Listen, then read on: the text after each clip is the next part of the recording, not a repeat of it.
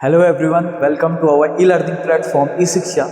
जैसा कि आपके क्लास 10th बोर्ड्स एग्जाम जल्दी ही आने वाले हैं और आप सब में एक बहुत बड़ा पैनिक था कि हम लोगों का सिलेबस ख़त्म नहीं हुआ है, हमको एक कॉन्सेप्चुअल क्लियरिटी नहीं मिली है कि हाँ हमने इस चैप्टर को कंप्लीट कर दिया। तो डोंट वरी, आज हम अपना मोस्ट अवेटेड वीडियो लेके आ चुके हैं जिसमें कि हम 10 से लेकर 15 मिनट में कोशिश करेंगे कि कंप्लीट एक वीडियो में एक चैप्टर को हम ख़त्म कर दें। और हाँ, आपको पता है ये मेरे साइड से गारंटी रहती है कि एक बार जब हम एक लेक्चर को पढ़ लेते हैं तो उसके लेक्चर के बाहर से एक भी क्वेश्चन नहीं आएगा। This is my guarantee. ठीक है, अगर आपका क्वेश्चन कॉन्सेप्चुअल बेस का है, अगर आपका क्वेश्चन थ्योरी बेस का है, अगर आपका क्वेश्चन असर्शन रीजन बेस का है, तो कोई भी क्वेश्चन ऐसा नहीं होगा जो हमारे इस 15 मिनट के लेक्चर से बाहर आएगा। बट हाँ, न्यूमेरिकल्स मैं यहाँ पर नहीं करवा रहा हूँ। और अगर आपको न्यूमेरिकल्स की प्रैक्टिस करनी है, जस्ट इस वीडियो के नीचे जो अपना डिस्क्रिप्शन बॉक्स है उसमें मैंने लिंक डाल रखी है जिसमें कि मैंने इस चैप्टर के रिगार्डिंग जितने भी न्यूमेरिकल्स हैं उनको वहाँ पर सॉल्व करा रखा है। ठीक हो गया। बट हाँ, 10th क्लास में बहुत रेयर चांस होते हैं कि आपके न्यूमेरिकल्स बहुत टफ आए या बहुत ज़्यादा है, और जो बेसिक न्यूमेरिकल्स होते हैं वो आप ऑलरेडी खुद भी कर सकते हैं, बहुत ईजी से आपके न्यूमेरिकल आते हैं। ठीक है, बहुत इंटरेस्टिंग लेक्चर होने वाला है। पिछले बार हमने क्लास 12th के लिए सीरीज निकाली थी और बहुत ज़्यादा बच्चों को बहुत ज़्यादा यहाँ पर फ़ायदा हुआ था, तो हमने सोचा कि क्यों नहीं इस सीरीज को आगे बढ़ाया जाए और हमारे जो क्लास 10th के बच्चे हैं उनके लिए सीरीज निकाली जाए। ठीक है, तो चलिए आप थोड़ा सा भी टाइम वेस्ट नहीं करते, क्योंकि हमारा पहला वीडियो था तो मैंने आपको इंट्रोडक्शन दे दिया। So let we start our video. बहुत मजा आने वाला है और इस 10 से लेकर 15 मिनट में आप कंप्लीट करंट इलेक्ट्रिसिटी चैप्टर को समझने वाले हैं। ठीक है, तो चलिए लेट वी स्टार्ट। एक कॉपी और पेन निकाल के बैठ जाइए और जो भी इंपॉर्टेंट टॉपिक्स होते हैं उसको नोट डाउन कर लीजिएगा। ठीक है, तो चलिए इलेक्ट्रिसिटी। भाई इलेक्ट्रिसिटी में हम किसके बारे में पढ़ते हैं? चार्ज। किसके बारे में पढ़ते हैं? चार्ज। चार्ज का यूनिट क्या होता है? कूलम। क्या यूनिट होता है चार्ज का? कूलम। कुछ चीजें। हाँ, अब देखिए भाई, कोई पूछेगा चार्ज का फॉर्मूला। ठीक है, तो चार्ज का फॉर्मूला होता है Q equal to N into E. ठीक है, अब थोड़ी सी हायर बात है। Q equal to N into E को एक टर्म कहा जाता है क्वांटाइजेशन ऑफ चार्ज। ठीक है, अगर एग्जाम में आएगा और आप ऐसा लिख देंगे तो आपको बहुत अच्छे मार्क्स मिलेंगे, या सीबीएसई में खुद भी वो कभी भी क्वांटाइजेशन ऑफ चार्ज पूछ सकता है। तो Q इक्वल टू NE ये फॉर्मूला आता है आपका, इस फॉर्मूले को कहते हैं क्वांटाइजेशन ऑफ चार्ज। भाई यहाँ पर N क्या होता है? N होता है नंबर ऑफ इलेक्ट्रॉन। मान लो 10 इलेक्ट्रॉन है तो N इक्वल टू 10, अगर 15 इलेक्ट्रॉन है तो N इक्वल टू 15, अगर 1 इलेक्ट्रॉन है तो N equal to 1, where N is the natural number. E क्या है भाई? E होता है चार्ज ऑफ इलेक्ट्रॉन, जो कि जीके का क्वेश्चन है, याद कर लीजिए इसे। कितना?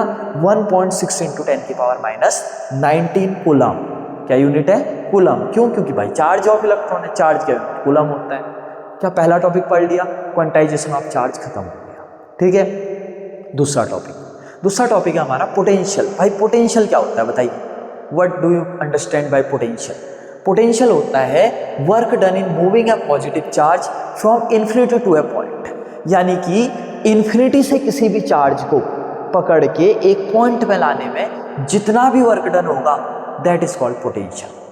ठीक है, यानी कि एक चार्ज रखा हुआ है इन्फिनिटी में, हमने उस चार्ज को पकड़ा और एक पॉइंट पे लाके जितना वर्क डन हुआ ना उसी को पोटेंशियल कहते हैं, बस।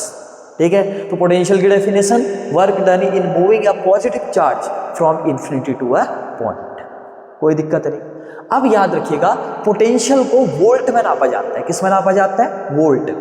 बट जब न्यूमेरिकल्स आता है ना तो कई बार हमारा बुक वाला पोटेंशियल को पोटेंशियल ना बोल के पोटेंशियल डिफरेंस कह देता है। कोई अंतर नहीं है, जो पोटेंशियल है वही पोटेंशियल डिफरेंस है। ठीक हो गया। अब पोटेंशियल डिफरेंस का फॉर्मूला होता है V equal to W upon Q, where W is the work done and Q is the charge. ठीक है, work done upon charge is called potential difference, बस। V equal to W upon Q। W दिया होगा, Q दिया होगा, divide कर देना, answer आ जाएगा, बस। इससे टफ क्वेश्चन ही नहीं आता। ओके, अब इंपॉर्टेंट बात भाई, पोटेंशियल डिफरेंस को किस डिवाइस से मेजर किया जाएगा? तो that device is called voltmeter. क्या डिवाइस होता है वो? वोल्टमीटर। यानी कि वोल्टमीटर एक ऐसा डिवाइस होता है जिससे कि हम पोटेंशियल डिफरेंस को मेजर करते हैं कि भाई कितना है, 5 वोल्ट है, 10 वोल्ट है, 15 वोल्ट है, 20 वोल्ट है। किससे मेजर होगा? वोल्टमीटर। अब कुछ बात है जो कि किसी बच्चे को पता नहीं होती, देख लो। वोल्टमीटर का रेसिस्टेंस हाई होता है, याद रखिए।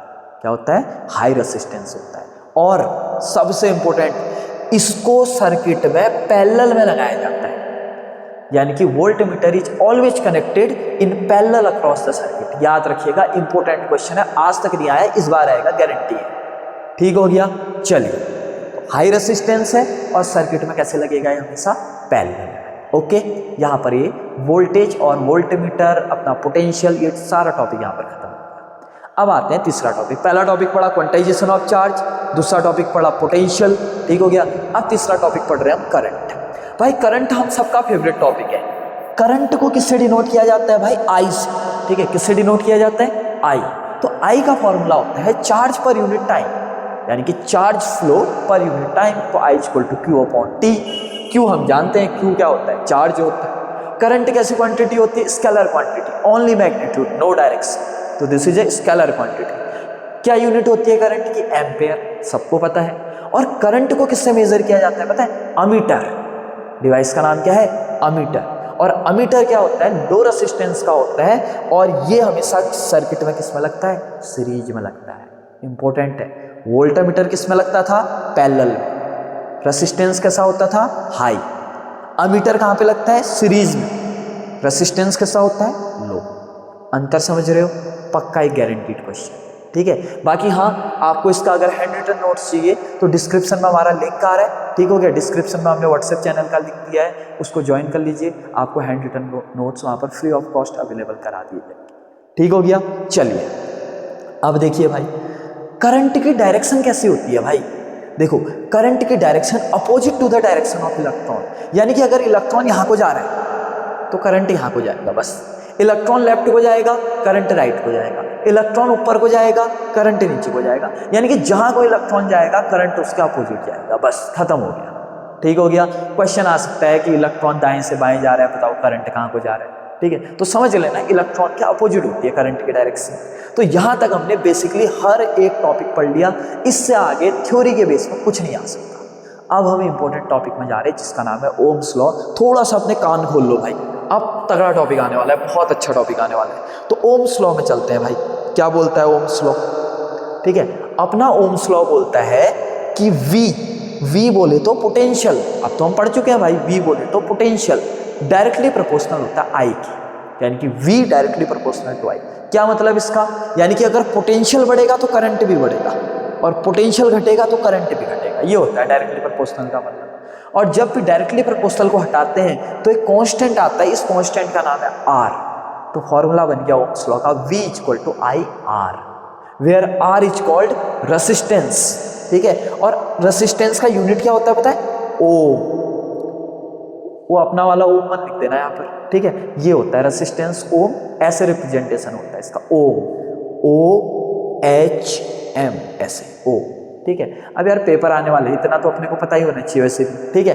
रेसिस्टेंस क्या होता है, रेसिस्टेंस एक ऐसा डिवाइस होता है जो कि करंट को रेसिस्ट करता है, करंट को रोकता है। ठीक है, करंट जा रही, तुमने रेसिस्टेंस लगा दिया, करंट रुक जाएगी वहां पर, ये होता है रेसिस्टर। ठीक हो गया। अब बात आई यहाँ पर एक important fact, what is the difference between resistor and resistance. आधे बच्चों को पता ही नहीं होता है। रेसिस्टर एक डिवाइस होता है और रेसिस्टेंस उस डिवाइस की एबिलिटी होती है, उस डिवाइस की पावर को रेसिस्टेंस कहते हैं। देखो, resistor is a device and resistance is the ability of resistor. आ रहा है समझ में, इतना ही था बस। तो रेसिस्टेंस क्या है, this is the ability of resistor. Resistor क्या है, एक डिवाइस, खत्म हो गया। ठीक है। अब कुछ फैक्टर जिसपे कि रेसिस्टेंस डिपेंड करता है। ठीक है, पहला है लेंथ। ठीक है, यानी कि R is directly proportional to N, ये एक्सपेरिमेंटली देखा गया। यानी कि जितना ज्यादा लेंथ उतना ज्यादा रेसिस्टेंस, ये लिखा हुआ है। अगर लेंथ बढ़ेगा तो रेसिस्टेंस भी बढ़ेगा, लेंथ घटेगा तो रेसिस्टेंस भी घटेगा। एक क्वेश्चन सोचो तो, दो वायर है, एक की लेंथ है 10 मीटर, एक की लेंथ है 15 मीटर, किसका रेसिस्टेंस ज्यादा होगा, जल्दी बताओ। 15 मीटर का, क्यों, क्योंकि उसकी लेंथ ज्यादा है, खत्म हो गया। यही क्वेश्चन आएगा वहां पर, आया समझ में। दूसरा, R is inversely proportional to A, इसको इनवर्सली कहते हैं भाई। ये A क्या है, A एरिया नहीं है यहाँ पर, A है क्रॉस सेक्शनल एरिया। भाई ये क्रॉस सेक्शनल एरिया क्या होता है, क्रॉस सेक्शनल एरिया होता है मोटाई। देखिए मैं आपको दिखाता हूँ, जैसे ये है एक वायर है ना, ये मान लीजिए मोटा सा वायर है, ये देखो, इसको कहते हैं क्रॉस सेक्शनल एरिया। ये इस वायर की मोटाई को क्या बोलते हैं, क्रॉस सेक्शनल एरिया। यानी कि लिख लीजिए हिंदी में, वायर जितना मोटा होगा उसका रेसिस्टेंस उतना कम होगा। ठीक है, इसलिए सोचो ना, जो हमारे घर में केबल के वायर नहीं होते, जो तार के वायर होते हैं, वो मोटे वायर होते हैं। क्यों? क्योंकि उनका रेसिस्टेंस कम होता है, उसमें ज़्यादा करंट बह रही होती है, जो अपने पोल में वायर जा रहे होते हैं। आ रही बात समझ? यानी कि जितना ज़्यादा रेडियस बढ़ेगा, रेडियस बोले तो मोटाई, उतना ज़्यादा एरिया बढ़ेगा, और अगर एरिया बढ़ेगा क्रॉस सेक्शनल एरिया, तो रेसिस्टेंस क्या होगा? घटेगा। वाइस वर्सा, अगर रेडियस कम हो गया, वायर पतला हो गया, छोटा सा हो गया, पतला सा, ठीक है, तो एरिया भी क्या होगा उसका? क्रॉस सेक्शनल कम हो जाएगा। और अगर क्रॉस सेक्शनल एरिया कम होगा तो रेसिस्टेंस क्या होगा? बढ़ जाएगा। आ रही बात समझ? खत्म हो गया यहाँ पर। ठीक है, तो किस किस पे डिपेंड करता है? लेंथ पे, एरिया पे। ठीक हो गया। फॉर्मूला आता है R directly proportional to L, R inversely proportional to A. जब इन दोनों को कंबाइन करते हैं तो फॉर्मूला बनता है R equal to rho L upon A. भाई ये रो क्या है? इसको रो बोलते हैं, ये रो, स्पेलिंग है RHO, रो। ठीक है, रो को बोलते हैं रेसिस्टिविटी। क्या बोलते हैं? रेसिस्टिविटी। और सबसे इंपॉर्टेंट, 80% बच्चों को ये नहीं पता होगा, रेसिस्टिविटी का ही दूसरा नाम होता है स्पेसिफिक रेसिस्टेंस। आजकल यही लिखा आता है उधर पे, और बच्चे कंफ्यूज हो जाते हैं क्योंकि NCERT में नहीं लिखा हुआ ऐसा। ठीक है, अब यूनिट क्या होता है रेसिस्टिविटी का? ओम मीटर। ओम मीटर क्या होता है? ये ओम मीटर। ओके, अब सबसे इंपॉर्टेंट, रेसिस्टिविटी किस पे डिपेंड करती है भाई? रेसिस्टिविटी लेंथ पे डिपेंड नहीं करती, रेसिस्टिविटी एरिया पे भी डिपेंड नहीं करती। एग्जाम में आएगा, सुनो आप ध्यान से। एक वायर है 10 मीटर का, एक वायर है 20 मीटर का, बताओ किसकी रेसिस्टिविटी ज़्यादा होगी? क्या होगा? दोनों की सेम होगी। क्यों? क्योंकि रेसिस्टिविटी डिपेंड ही नहीं करती लेंथ पे। बोलेगा एक वायर है जिसका रेडियस है 10 मीटर, एक वायर है जिसका रेडियस है 15 मीटर, बताओ किसकी रेसिस्टिविटी ज़्यादा होगी?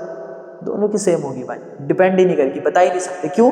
क्योंकि एरिया पे भी डिपेंड नहीं करती है। देखो, तो किस पे डिपेंड करती है भाई? वो करते हैं nature of material of wire. Wire किसका बना है? लोहे का बना है, कॉपर का बना है, जिंक का बना है, एल्यूमिनियम का बना है, सिल्वर का बना है, गोल्ड का बना है। भाई वायर किसका बना है? Nature of material of wire पे डिपेंड करती है, ना ही लेंथ पे, ना ही एरिया। रेसिस्टेंस करता है, ओके, ये रेसिस्टिविटी नहीं करती। मोस्ट इंपोर्टेंट क्वेश्चन है, आ सकता है, बच्चे स्किप कर देते हैं इसको। और दूसरा टेम्परेचर।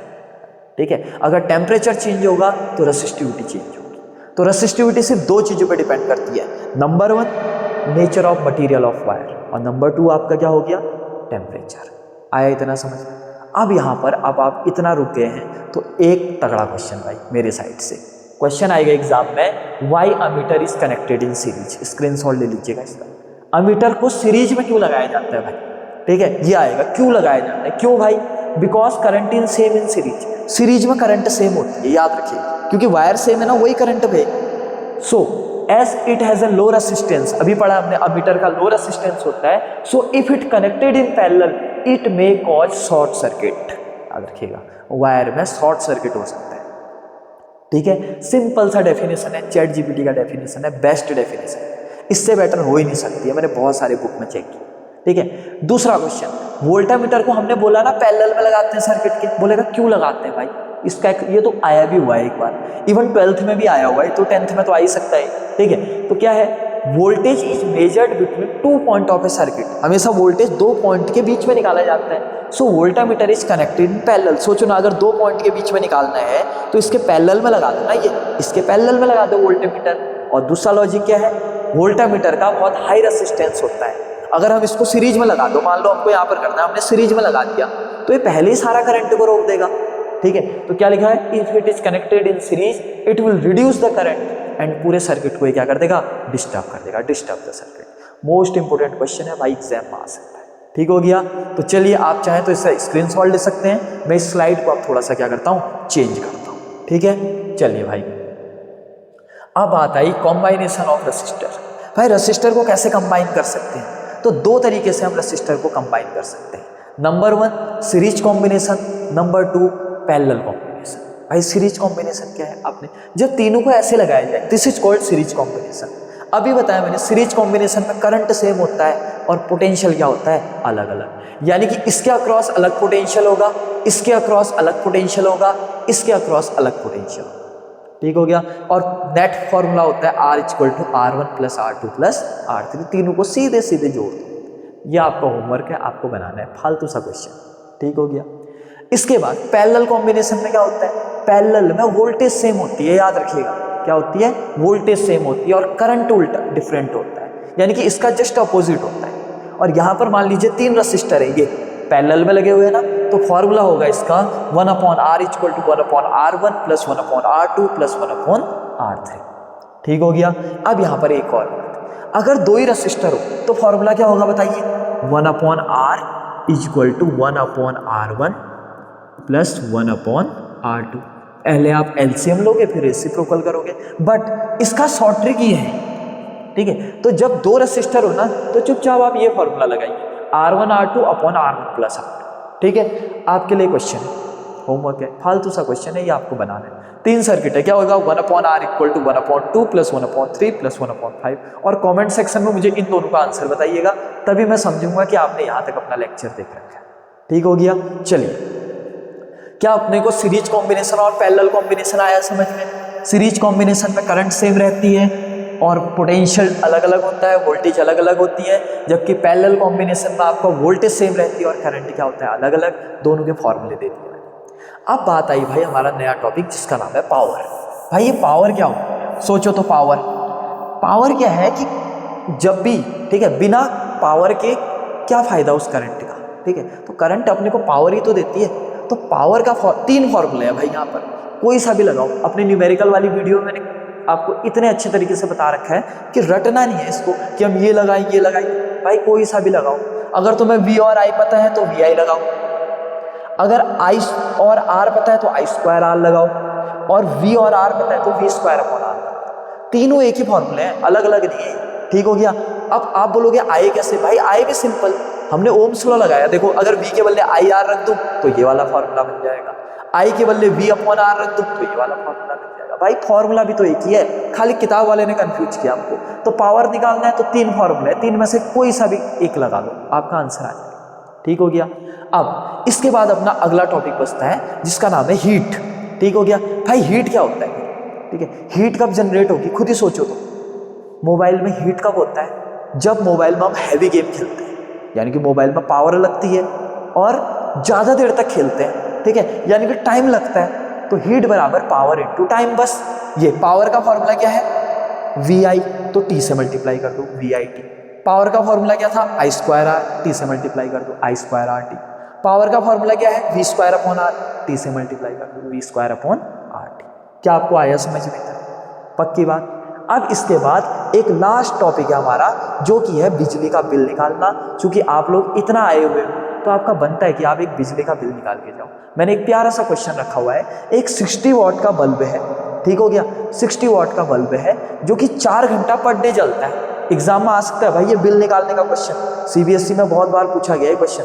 पर डे 4 घंटा जलता है, हमें बिल निकालना है अप्रैल के महीने में, जब रुपये चल रहा है 6 रुपया पर यूनिट। कुछ नहीं करना, देखो पावर बराबर कितनी दे रखी है अपने को, पावर बताओ 60 वाट। कितनी दे रखी है, 60। स्टेप नंबर फर्स्ट, वाट को किलोवाट में चेंज कर देना। ठीक है, किलोवाट में कैसे चेंज करोगे, अपॉन क्या कर देना, 1000। 0 से 0 कट गया, कितना आ गया, 6/100 किलोवाट। अब इसको टाइम से मल्टीप्लाई कर दो। कैसे बताओ, कैसे करोगे आप, 6/100 इंटू कितना घंटा चल रहा है बताओ, तो कितना घंटे चल रहा है बताओ, कहां पर लिखा हुआ है, 4 आवर। पर डे का कितना आवर चल रहा है, 4 आवर। और कौन से महीने का बिल निकालना है अपने को, अप्रैल का। अप्रैल के महीने में कितने दिन होते हैं भाई, 30 दिन होते हैं। अगर जनवरी पूछता तो कितना हो जाता हमारा, 31 हो जाता। फरवरी पूछता तो 28 कर देते या 29 कर देते, जैसा भी दिया होगा। एक साल पूछेगा तो 365 करेंगे। तो सोचो, खुद ही सोचो ना, एक दिन में 4 घंटे चल रहा है तो 30 दिन में कितना चलेगा, 30 × 4। ठीक हो गया, इंटू ये डे है, 30 डे। देखो इससे इजी क्या लोगे, 0 से 2 0 तो नहीं है इधर, लो 0 से 0 कट गया। तो और कुछ हो रहा है इधर पे, 4 3 12, 12 5 60, 12 6 72, 72/10, यानी कि 7.2। देखो इसका यूनिट क्या था, किलोवाट, ये किलोवाट, और उसका यूनिट क्या है टाइम का, आवर। तो कितना आ गया, 7.2 किलोवाट आवर। और इसी को बोलते हैं 7.2 यूनिट। एक ही बात है, घर में कहते हैं ना हमारा 10 यूनिट बिल आ गया, 20 यूनिट बिल आ गया, बिल कुछ यूनिट कुछ नहीं होता, यूनिट बोले तो किलोवाट आवर, उसी को यूनिट कहते हैं। अब क्या चल रहा है, 6 रुपया यूनिट, एक यूनिट का कितना रुपये चल रहा है, 6 रुपया, तो 7.2 यूनिट का कितना हो जाएगा, 6 × 7.2, और ये आपको बताने का कितना है, बस खत्म हो गया। तो बिल कैसे निकालना है भाई, क्या ट्रिक है इसका, क्या करना है अपने को, पहले वॉट में क्वेश्चन होगा, 1000 से डिवाइड कर देना, किस में आएगा, किलोवाट, फिर इसको टाइम से मल्टीप्लाई कर देना, जितने आवर दिया होगा इंटू जितना डे दिया होगा, तो किलोवाट आवर, किलोवाट पहले से था, आवर से तुमने मल्टीप्लाई कर दिया, किलोवाट आवर, और किलोवाट आवर को ही क्या बोलते हैं, यूनिट, ठीक है। या तो आपको एनर्जी बोलेगा तो यहीं पर रुक जाना, और अगर कॉस्ट बोलेगा तो 1 रुपये यूनिट दिया होगा आपको, मतलब 1 यूनिट का इतना रुपया है, तो जितना यूनिट आया होगा उतना होगा। ये तो यूनिटरी मेथड होगी खाली फालतू सी, ठीक है। आई होप आपको यहाँ तक का पूरा कॉन्सेप्ट आया होगा। हमने क्या क्या पढ़ा, क्वांटाइजेशन ऑफ चार्ज पढ़ा, पोटेंशियल पढ़ा, उसके बाद करंट के बारे में पढ़ा, उसके बाद हमने क्या पढ़ा यहाँ पर, ओम्स लॉ पढ़ा, रेसिस्टिविटी के बारे में पढ़ा, उसके बाद हमने सीरीज और पैरेलल कॉम्बिनेशन पढ़ा, और उसके बाद हमने पावर पढ़ा, हीट पढ़ा, और फाइनली हमने बिजली का बिल निकालना भी सीख दिया। और यहाँ पर हमारा वीडियो खत्म होता है, और आई होप आपको चैप्टर बहुत अच्छे से रिवाइज हो गया होगा। बाकी अगर इसके हैंड रिटन नोट्स चाहिए तो व्हाट्सअप आपका ग्रुप है, नीचे पे चैनल है, आप उसको ज्वाइन कर सकते हैं और वहाँ से आप अपना हैंड रिटन नोट्स ले सकते हैं, ठीक है। आई होप आपको ये वीडियो पसंद आई होगी। बाकी आपको अगर हमारा ये एफर्ट अच्छा लग रहा है, हमारी ये वीडियो अच्छी लग रही है, हमारी मेहनत अच्छी लग रही, तो प्लीज़ एक अप्रिसिएशन के तौर पे हमको एक अच्छा सा कमेंट दे दीजिएगा, और हमारी वीडियो को लाइक कर दीजिएगा, और अपने उन सभी फ्रेंड्स के साथ हमारी इस वीडियो को शेयर कीजिए जो कि कहीं ना कहीं उनके बोर्ड आने वाले हैं, वो भी पैनिक मोड पे हैं, तो इतना तो हम भला कर ही सकते हैं अपने दोस्त का, क्यों, ठीक है। तो चलिए मिलते हैं अगली वीडियो में अगले नए टॉपिक के साथ, जो कि और ज़्यादा इंटरेस्टिंग होने वाला है, और ज़्यादा कॉन्सेप्चुअल होने वाला है, जो कि हमारा टॉपिक रहेगा मैग्नेटिज्म, ठीक है। तो चलिए मिलते हैं अगली वीडियो पे, अपना पढ़ाई करते रहिएगा, तैयारी करते रहिएगा, ठीक है। Wish you best of luck, thank you.